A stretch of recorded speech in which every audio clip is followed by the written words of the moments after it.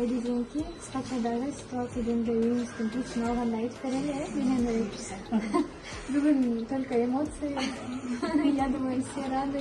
Ошо эми биздин иш алып барганыбыз жөнүндө кыскача агентствого өзүңүздүн оюңуз менен бөлүшүп кетсеңиз.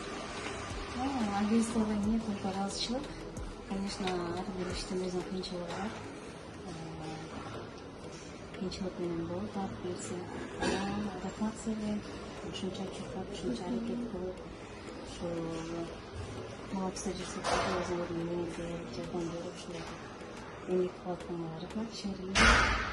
Дагы көп өзүбүздүкүлөргө ушул үйгө жетпей жүргөндөргө үйлөргө алып берип, жардам берип ушул чоң салым кошотасыңар.